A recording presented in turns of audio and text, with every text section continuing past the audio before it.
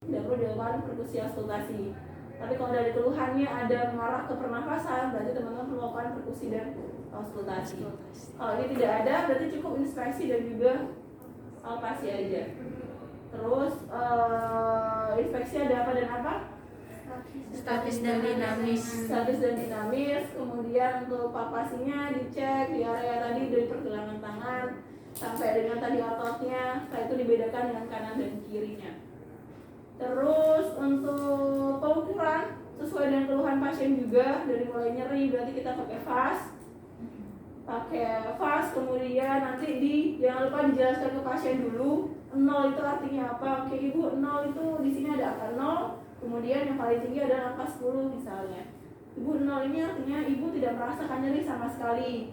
Kalau 10 berarti ibu merasakan nyeri yang sangat tidak tertahankan. Kalau tengah-tengah berarti nyerinya sedap gitu. Coba ibu bisa jalankan sendiri seberapa nyeri yang ibu rasakan, nanti disuruh geser pakai vas.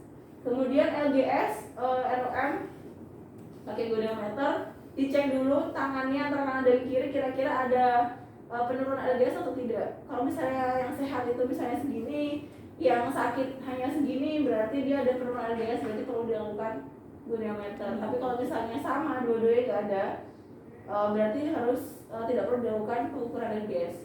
Biasanya kalau ada penurunan LGS itu pada kasus pasien yang dia sudah lama, sudah kronis. Jadi kayak dia udah berapa tahun, kenanya 2 tahun, 3 tahun. Kalau masih awal itu biasanya masih bisa. Karena kenapa dia ada penurunan LGS? Biasanya karena nyeri, terus takut untuk digerakin gitu. Jadi dia misalnya sakit di area pergelangannya, ya udah dia merasa takut dan karena nyeri jadi membuat dia terbatas untuk bergerak. Itu kemudian untuk CTS untuk CTS nantinya ada yang namanya pemeriksaan spesifik untuk CTS, yaitu di semua kasus biasanya ada sih kayak strain spray itu nanti ada pemeriksaan spesifiknya. Kalau di CTS juga ada 3 nanti. Yang pertama namanya adalah Tinel sign, kemudian Palen test atau Palen sign, kemudian yang ketiga adalah compression test. Palen, Tinel, compression. Yang paling sering atau terkenal itu biasanya yang Tinel sama yang Palen yang sering digunakan. Tinel sign, Palen, PHALEN,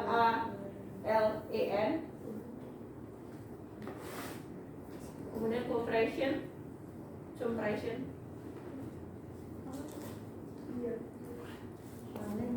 Palen. Oke, kita mulai dulu dari Palen test atau Palen sign. Itu nanti kedua tangannya difleksikan, kemudian nanti ditekan antara keduanya begitu, ketemu di tengah. Seperti ini dilakukan selama 1 menit. Jadi biasanya kalau pasiennya positif itu nanti akan ada gejala tadi di jari-jari 1, 2, 3 setengah. Yang muncul biasanya kayak ada rasa kesemutan atau ngebas, kemudian kayak ada saraf listrik yang mengalir. Ya, jadi di depan badan gini dilakukan selama kurang lebih 1 menit.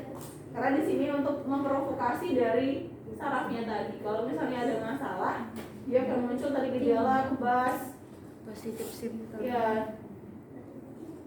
Kalau misalnya kayak gini nggak ada rasa apa-apa, berarti dia negatif ya. Berarti tidak positif untuk pemeriksaan yang Palen test atau Palen sign ini. Yang kedua adalah Tinel sign. Jadi nanti diketuk di area dari pergelangan tangannya. Cukup 1 kali dulu aja ngetuknya, jadi diketuk. Kemudian nanti kira-kira ibunya atau bapaknya kerasa nggak ada kayak rasa listrik yang ngalir. Tapi kalau misalnya teman-teman nggak mau pakai tangan, boleh pakai hammer, diketuk di bagian pergelangan tangannya juga pakai hammer, tapi nggak usah kuat-kuat ya, jadi kayak kita ngatur pakai tangan. Iya. Gitu, di area situ. Itu Tinel sign. Positifnya juga sama, kalau ada tadi seperti listrik yang mengalir, kemudian ada numbness atau yang tingling, kesemutan. Kemudian yang terakhir, yang ketiga adalah compression test. Jadi compression test cukup ditekan di area dari dekat dari si tenar dan juga di area dari pergelangan tangan. Ditekan begitu, kalau misalnya dia ada muncul gejala tadi sama di area 1, 2, 3 setengah. Yang paling sering digunakan adalah yang tadi Palen dan juga yang renal yang paling terkenal untuk kasus CTS. Itu kemudian oke, kita langsung ke prakteknya. Untuk CTS sebenarnya sangat banyak banget intervensi untuk CTS, dari mulai kinesiotaping, massage, kemudian stretching, exercise, IR, TENS, US, paraffin bed, kemudian ULTT. Tapi hari ini kita pakai 3. Jadi yang pertama ada US, paraffin, nanti yang ketiga adalah ada ULTT atau upper limb tension test. ULTT bisa digunakan untuk memprovokasi atau untuk mendiagnosa pasien, dan juga bisa untuk treatment. Jadi ULTT tidak hanya untuk saraf medianus, tapi bisa nantinya untuk saraf radial dan juga ulnaris. Tergantung yang dibutuhkan oleh pasien, dia mengarah ke saraf mana yang paling masalah. Kemudian sudah pernah pakai US? Sudah. Semester berapa? 2. Sama siapa? Oke, masih ingat cara penggunaannya? Oke. Ini sudah hidup US-nya, kalau ternyata beliau berdiri ya. Ini sudah hidup US-nya. Kemudian yang teman-teman perlu atur apa aja?